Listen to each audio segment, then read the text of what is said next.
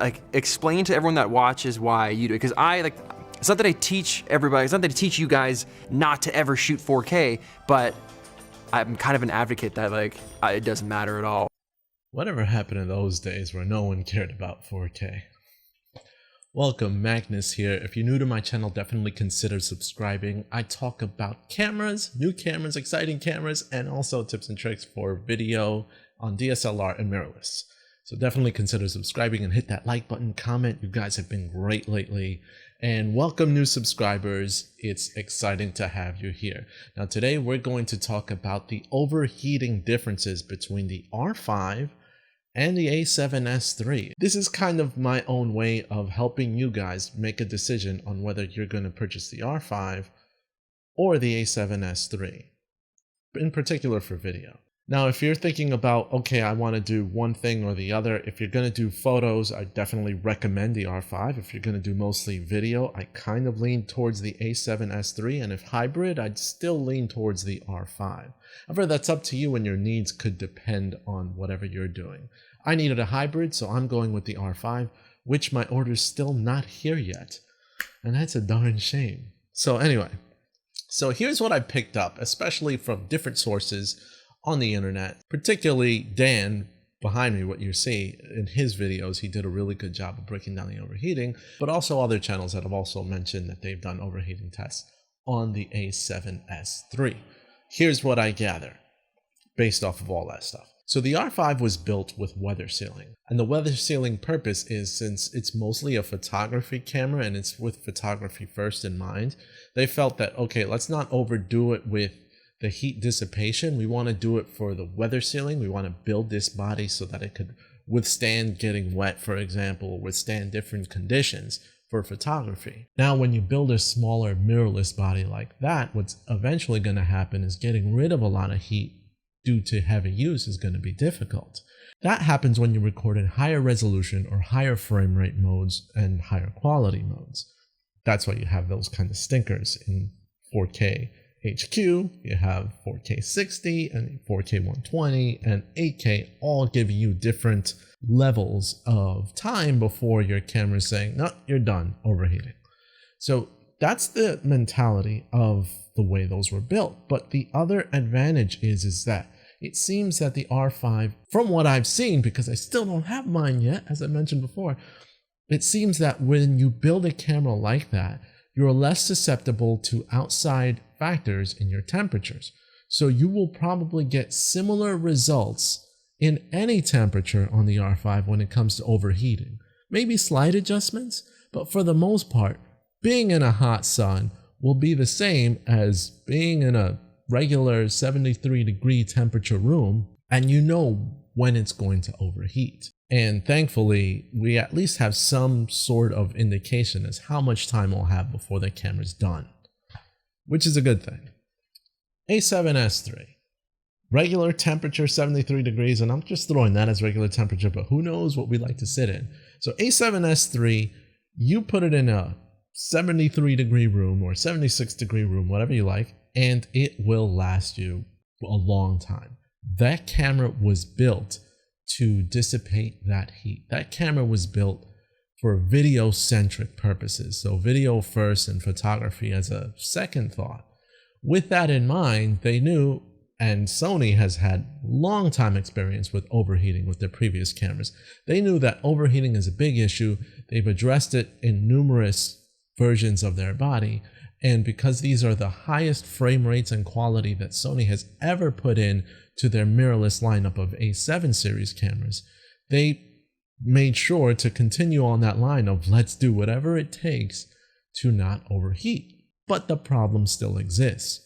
So when it comes to that, unfortunately, when you have a camera that is predominantly black, black tends to absorb light and absorb heat. So it's going to get a lot hotter under direct sunlight. And because it's kind of open to vent out a lot of that heat and dissipate that heat to last longer, which it does a great job doing, in outside extreme temperatures, when the temperatures can get really hot, it's going to overheat faster.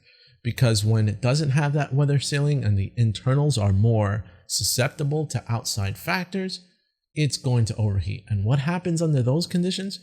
You don't know when it's going to overheat. It just will, and it's going to stop on you. Whereas the R5 at least gives you time, so you kind of know when it's ready or how much time you have. And unfortunately, it's usually a short amount of time, so it's kind of like, ugh. But at least you have a realistic calculation, and you know, and you can plan for, okay, is it going to work? Is it not going to work? Now, the cool off time for the Canon is also affected because it still takes, no matter what you do, it still takes a long time before the camera can grant you a lot more time to work with. The Sonys, I'm not really sure, but I'm pretty sure that you can probably cool them off more effectively because, again, they're more susceptible to outside factors. So that will help. So that's the differences between the two.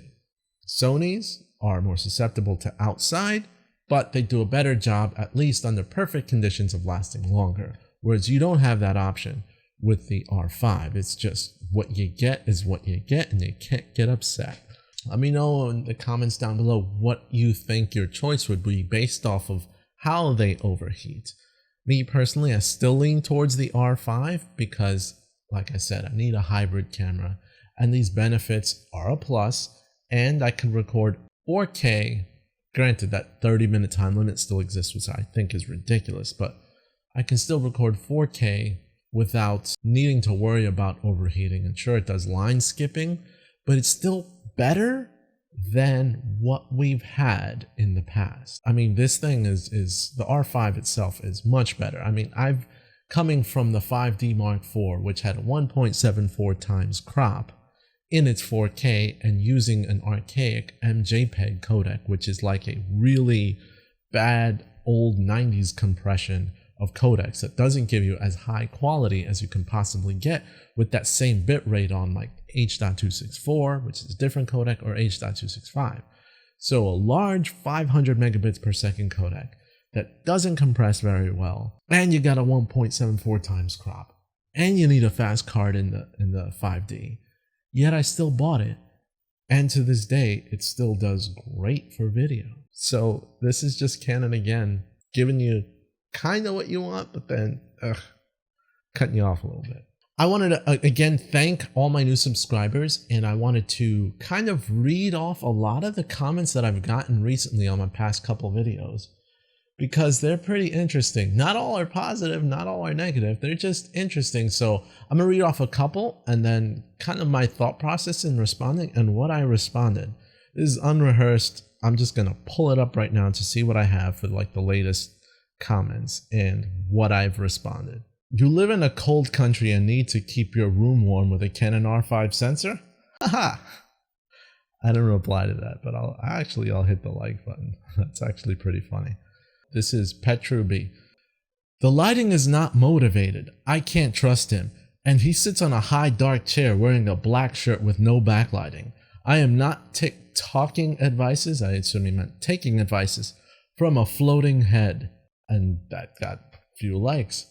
Okay, don't take advice from a floating head. So I was like, you know what? It's not that he's wrong. So I wrote, so true. Don't trust. Also, he keeps half of his face really dark because he has a Canon tattoo on that side. No. Anyway, Eduardo Alapont said, I love having the biggest resolution, but I also have to recognize that with 12 megapixels, you can photograph a wedding besides using it for Facebook and Instagram. So I said, yeah, you can do a lot with 12 megapixels, which you can. It's definitely possible. So here's a comment from Dirt Rider. You simply can't shoot HQ video with the R5. End of discussion. So I'm like, okay, so 4K HQ does not exist. Or maybe he just meant like high quality. You can't shoot high quality video on the R5. Even more confusing. So I thought of the best answer I could possibly give. Okay, you simply can't shoot 1080p video on the R5. End of discussion. Wanted to see what he'd say, so his reply was, 1080p? Seriously, brother? Seriously? Let me ask you something. Why would you not want to do that? Let's see if you can answer this basic question. Good luck. Okay. So again, very basic question, but I'm like, what is he trying to say? So I did what came to mind. Well, I do want to do that. Was that a good answer? I don't know what he expects. So Dirt Rider replies, that's the type of answer that a kid would give. You're obviously not even remotely pro. Haha. Not remotely pro. Ooh, do I sound... So I started to think that to myself. I'm like, I'm just having fun. So I said, guess you caught me. I should quit. And he said, no man, you should keep playing around. You're good at that. I don't know what this conversation was. No hate towards Dirt Rider. It just was like a fun conversation, I thought. Okay, this is from Jim Lucky. I'm a Japanese not good at hearing English well. I really appreciate your YouTube and comments in English. Because your English and what you say is very understandable thanks to your logical way of thinking. Honesty and beautiful English. That was so nice. I keep on watching your video and hope you keep watching Canon with your very good way of thinking. Thank you again and thank Canon. I thought that was like one of the nicest, like giving appreciation for those that just want to give opinions.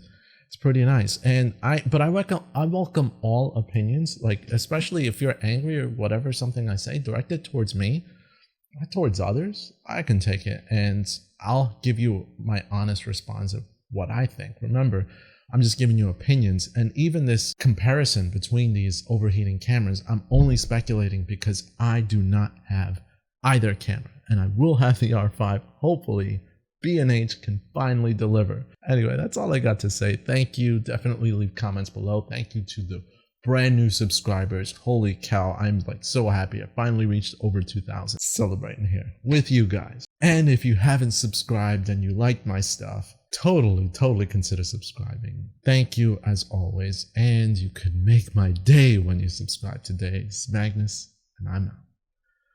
See you guys later.